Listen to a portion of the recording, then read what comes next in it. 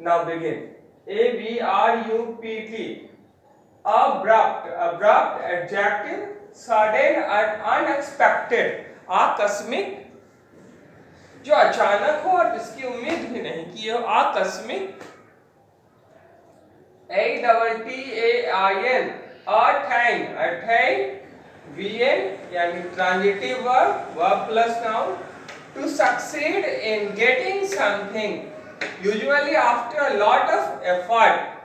किसी चीज को पाने में सफल हो जाना, सामान्यतया बहुत ही कठिन श्रम के बाद, प्रयास के बाद हिंदी प्राप्त करना.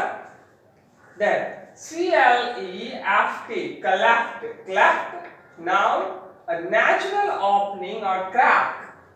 एक सहज या स्वाभाविक दरार, सहज या स्वाभाविक फटन अथवा दरार. इन हिंदी फटन अथवा दरार. DECOMPOSE. Decompose. Decompose verb, to be destroyed gradually. To be destroyed gradually. Synonym DECAY, decay, अपघटित होना, अपघटित होना. The next word is DECREE, decree. DECREE, decree. Now, an official order from a ruler or a government. एक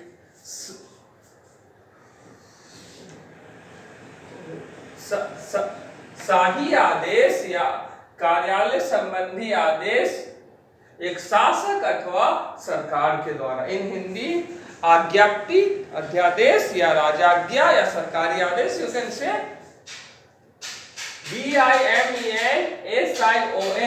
DIMENSION, dimension. Dimension, noun, a measurement in space. A measurement in space, एक स्थान की माप, आयाम या माप भी कर सकते, आयाम. Then next word is FORTITUDE, fortitude. Fortitude, noun, uncountable, formal. Courage, during suffering great pain. एक बहुत बड़े दर्द या पीड़ा को या कठिनाई को सहने के दौरान जो साहस होती है उसे कहते हैं फॉर्टिट्यूड. इन हिंदी सहन शक्ति. FRUSTRATE, frustrate. Frustrate, VN, transitive verb, to make somebody feel impassive. किसी व्यक्ति को अधीर महसूस कराना, यानी या चिढ़ा हुआ महसूस कराना. कहने का अर्थ है अधीर या चिढ़ा हुआ, यानी हतोत्साहित करना. अब थोड़ा आगे चलते हैं. जैसे है टुडे थॉट, जैसे today thought, you will never know your future because it is full of uncertainty. आप अपने भविष्य को कभी भी नहीं जान पाएंगे क्योंकि यह अनिश्चितताओं से भरा होता है.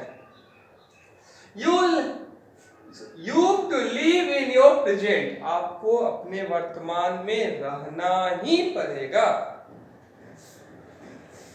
So the best thing that you can do is to execute your life work to decorate your future. इसलिए सबसे अच्छा तरीका या सबसे अच्छा काम जो आप कर सकते हैं वो है अपने मेहनत को करते रहना, अपने भविष्य को संवारने के लिए. ऐसा करना है ना. देखिए कोई विकल्प नहीं है ना हमारे पास, जीवन तो जीने का नाम है. अगर अलाइव है तो जीना तो है ही, तो उसको इस तरह से निवेश करें कि उसका फीडबैक पॉजिटिव वे में आए. देन टेक्सचुअल चैप्टर 3 में हम लोग आज स्टडी करेंगे grammatical term, the noun traditional kind, यानी काइंड्स ऑफ नाउन की हम लोग चर्चा करेंगे। काइंड्स ऑफ नाउन में संज्ञा पारंपरिक प्रकार, in Hindi you can say there are 5 kinds of nouns according to our traditional English grammar. First one is proper nouns, Hindi व्यक्तिवाचक संज्ञा। Second one is common noun, Hindi जातिवाचक संज्ञा। Third one is collective noun, Hindi समूहवाचक संज्ञा। Fourth one is material noun, द्रव्यवाचक संज्ञा। द्रव्यवाचक न कि द्रववाचक, द्रव liquid, द्रव्य material पदार्थ। 5 abstract noun, भाववाचक संज्ञा। Let us elaborate mention points in more detail. First one, proper nouns, PN, a noun that is used in a sense of particularity or singularity is called a proper noun.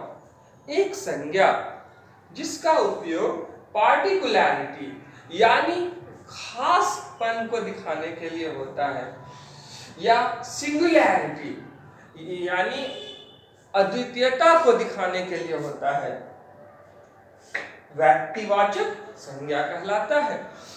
ये in short one of its kind होते हैं, अपने आप में इकलौते होते हैं ये। अब जैसे look at the following example में देखें, KP. Thakur, Siddhnath Prasad, ST. Imam, J. Sinesfield, doctor Madhu Gurtu, CZECHOSLOVAKIA, Czechoslovakia, Nile, Bhola Pandit, Ganga, Shrimad Bhagavad Gita, India, Mona Lisa, Bible et cetera. तो इनमें से बहुत सारे व्यक्तियों के नाम जो है वो जाने माने इंग्लिश के लेखक रहे हैं, उनकी पुस्तकें बेहद फेमस है, इसीलिए उनका प्रॉपर नाउन के रूप में उपयोग करके ट्रिब्यूट दिया गया है। अब देखिए, जो अपने आप में इकलौता है, मैचलेस, जिनका जोड़ा न हो, जैसे हम कहते हैं अगर हिमालय, गंगा, ताज, तो इन सबको प्रॉपर नाउन कहेंगे। अब अकबर, अशोका, द ग्रेट अशोका, महाराणा प्रताप, तो ये सारे क्या है, एम.एस. धोनी, रिसेंटली सुशांत सिंह राजपूत, तो ये सारे क्या है, ये सारे प्रॉपर नाउन है, क्योंकि ये अपने आप में सिंगुलर है, वन ऑफ इट्स काइंड। अब आगे के टर्म में हम लोग चलते हैं। Number 2, common nouns, a noun that is used to represent the whole class of the same type is called a common noun. एक ही प्रकार का नाउन जो पूरे क्लास को यानी जाति को रिप्रेजेंट करता हो, वर्ग को रिप्रेजेंट करता हो, जिसका टाइप सेम है, उसे कहते हैं कॉमन नाउन। जैसे अगर हम ले लेते हैं राम, मोहन, गणेश, सुरेश, महेश, तो इनमें कॉमन फैक्टर, इंटरसेक्शन क्या है, तो राम, मोहन, गणेश, महेश, सुरेश में जो कॉमन फैक्टर है वो है बोई। तो ये बोई हमारा BOY, बोई जो हो गया, ये हो गया कॉमन नाउन, इंटरसेक्शनल पॉइंट। अब इसको समझिए कि टाइप सेम होने का क्या भाव है। अगर राम, मोहन, गणेश, महेश, सुरेश, दिनेश, इसके बीच में अगर हम सीता को डाल दें तो टाइप सेम नहीं होगा, टाइप फिर से डिफर कर जाएगा, तो यहाँ पे इंटरसेक्शन निकल नहीं पाएगा, वहां ही सूट ही नहीं करेगा, सॉरी बॉय सूट नहीं करेगा ना, बॉय बिल्कुल सूट नहीं करेगा, इसलिए ये कॉमन नाउन नहीं हो सकता, टाइप सेम होना चाहिए। जातिवाचक संज्ञा that represents the whole class of the similar type. Look at the following examples. Preceptor, गुरु, कोई भी गुरु, DISCIPLA, disciple, disciple, शिष्य, कोई भी शिष्य, या अनुयायी, eggheads, अद्वितीय मनुष्य, जो ज्यादातर पढ़ाई में ही व्यस्त रहता हो, ऐसे लोग कम हैं, आप अपने सर को रख सकते हैं। If you feel by your bottom of heart, then CONTESTANT, contestant प्रतियोगी, देन MAVERICK मैवरिक अनोखा इंसान, प्राय कामयाब। तो ये सब कुछ वर्ड है जो डिफिकल्ट वर्ड है, आपको कंपटीशन में काम दे सकते हैं और जानने चाहिए, इसलिए इनका जिक्र किया गया है। ये कोई भी एक मैवरिक जो मैवरिक होगा वो कामयाब तो होगा ही normally. Author, singer, miscreant, MISCREANT, miscreant, कुकर्म, ये नहीं होना चाहिए इंसान को, मिसक्रिएंट। कंट्री, कोई भी एक कंट्री, कॉमन नेम है। कैपिटल, राजधानी। प्लेयर, खिलाड़ी। देन नंबर 4, जैसे किसी को, sorry number 3, but before that, suppose 4 boys are there and I am calling, Dinesh, come here. So only Dinesh is coming, 3 boys will be there, so Dinesh is called proper noun. But when 4 boys are there and I am calling, boys come here, so all the boys will come.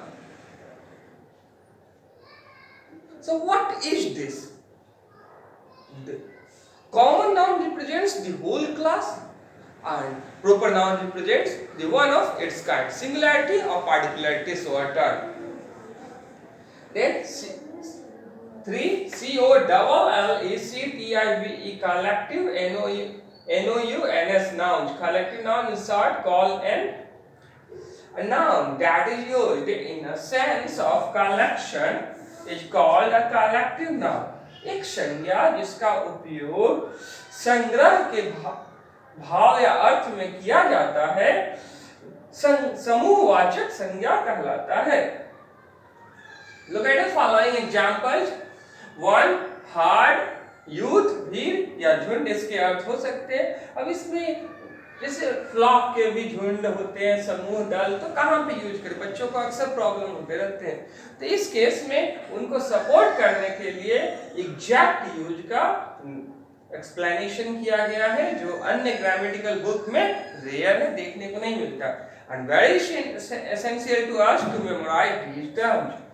A herd of elephants plus deer plus swine plus cattle plus drinkers plus buffaloes, यानी heard किसके किसके साथ use होगा? Elephant के जो झुंड होंगे, या डियर के, या स्वाइन के, या कैटल, या ड्रिंकर, या बुफालोज के, उनको कहेंगे हम लोग herd. I saw herd of drinkers, I saw herd of elephants. Then number 2, flock, FLOCK, flock, झुंड, समूह, दल, ये सब हिंदी हो सकते हैं। अभी किसके किसके साथ यूज होंगे? तो a flock of sheep plus geese plus birds plus children plus gods plus reporters, इतने जगह फ्लॉक का यूज करेंगे। एक बहुत ही फेमस प्रोवर्ब है, birds of the same feathers flock together, यानी सभी एक ही थाली के चट्टे बट्टे हैं। नंबर 3, ट्रेन, ताता, कतार, पंक्ति या कारवां। ट्रेन का रेलगाड़ी नहीं समझ लेंगे, ये कलेक्टिव नाम है, रेलगाड़ी कॉमन नाम। तो ताता, कतार, पंक्ति या कारवां, अब किसके साथ यूज होगा? A train of servants plus trucks plus access plus oil tankers plus events plus thoughts etcetera, इतने सारे जो चीजों के साथ ट्रेन का यूज होगा। पैक, PSC के पैक, गठरी, गड्डी, पोटली, गिरोह, दल, झुंड, इतने सारे अर्थ होंगे। यहाँ पोटली नहीं होगा, डबल टाइम रिपीट हो गया। देन अब इसका यूज कहाँ होगा? A pack of cards plus wolves plus followers plus people plus savage dogs plus asses plus lies plus journalists plus cigarettes etc. आजकल तो अ पैक ऑफ लाइज हम लोग जनरली देखते हैं, लोग एक झूठ को छिपाने के लिए झूठ पे झूठ बोलते चले जाते हैं। A pack of lies, and this is the worst thing. Be honest, because honesty Honesty is the best policy and nothing else. Then 5 number में देखें हम लोग तो वॉली कलेक्टिव नाउन के 5 नंबर में वॉली, जिसका हिंदी होता है बाढ़, बौछार, झड़ी या वर्षा। अब इसको समझने की कोशिश करें, ये कहाँ यूज होगा? The volley of stones, missiles, stone plus missile plus insults plus attacks plus comments plus question plus bullets plus shots etcetera. यानी जहां पे धड़ाधड़ एक के बाद एक के बाद एक, जैसे मिसाइलें छोड़ी जाती है तो एक के बाद एक, बुलेट्स एक के बाद एक के बाद एक, तो वहां पे वॉली का यूज होता है। एरोज भी इसमें शामिल कर सकते हैं। वॉली ऑफ एरोज, बौछार। अब थोड़ा सा हम लोग समझने की कोशिश करते हैं यहाँ पे MATERIAL मटेरियल नाउन्स, जिसको शॉर्ट में MN।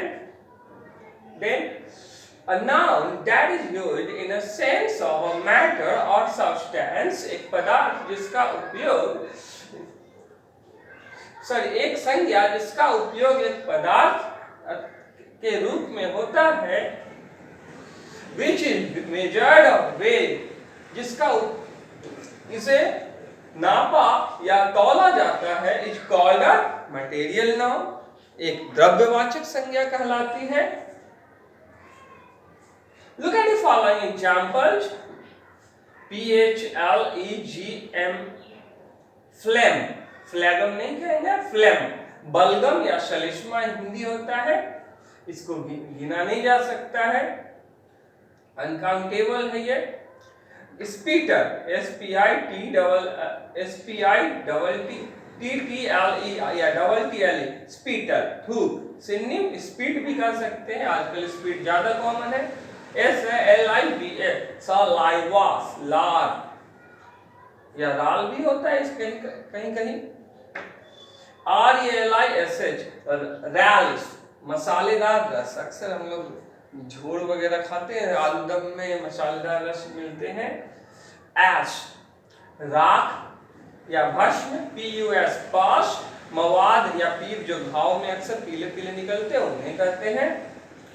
SYRUP, सिरप, सिरप, चाशनी, शीरा। नंबर 8 में देखें तो CHAFF, शैफ, chaff, chaff का मतलब होता है the outer seed covers that are separated from grain before it is used as food। जो बाहरी कवर होता है जिसको हम लोग हटाते हैं उसको खाने से पहले, खासतौर से अनाज वगैरह के, धान या गेहूं है या मूंगफली है, उसका बाहरी कवर हटाते हैं, उसको कहते हैं चोकर या चारा भी कह सकते हैं, भूसा। PITH, pith, a soft dry white substance inside the skin of oranges etc। एक सफेद कलर का जो कवर हटाते हैं तो निकलता है स्किन, त्वचा, जो संतरे या मौसमी में आप देख सकते हैं ज्यादातर, तो उन्हें क्या कहेंगे? मज्जा। छोटे छोटे पतले पतले होते हैं। ये सारे अनकाउंटेबल नाउन है। अब थोड़ा सा आगे चलते हैं। नंबर 5 में ABS TRACT, abstract, NOUNS, noun, abstract nouns, in short, a noun that is used in a sense of realization, thought or perception but cannot be touched or seen is called an abstract noun। एक संज्ञा जिसका उपयोग महसूस करने के लिए या विचार में आने के लिए या उपदेश देने के लिए होता है, लेकिन जिसे देखा नहीं जा सकता है या टच नहीं किया जा सकता है, उसे कहते हैं एब्स्ट्रैक्ट नाउन, भाववाचक संज्ञा, एब्स्ट्रैक्ट नाउन।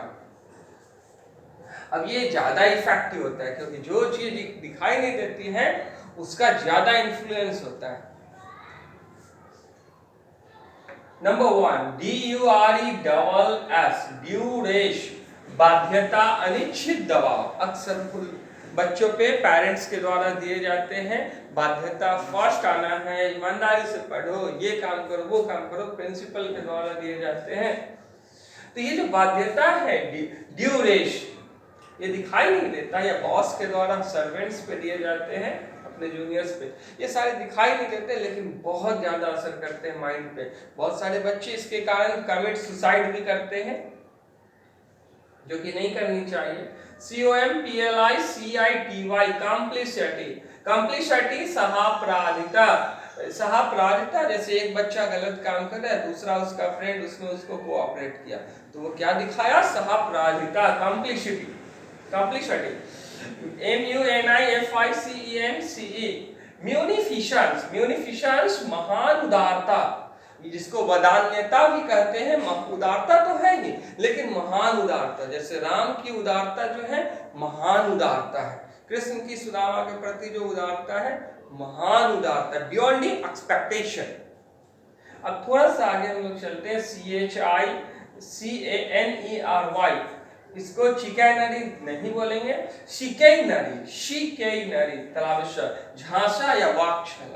अक्सर लोग देते हैं, खास तौर से जो एजेंट लोग होते हैं या जो ठग किस्म के होते हैं, चीट होते हैं, वो लोग शिकैनरी का यूज करते हैं। झांसा या वाक्छल आजकल की दुनिया में बहुत ही प्रिवेलेंट है ये चीज, जो कि होनी नहीं चाहिए, जिससे ह्यूमन बीइंग ही हर्ट होते हैं ह्यूमन बीइंग के द्वारा, और इंसान स्पॉइल हो जाता है।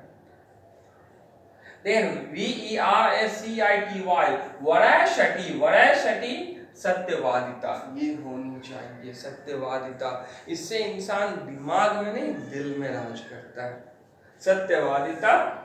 देन नंबर 6 में देखें, APLOMB, अप्लॉम, अप्लॉम एक्ट।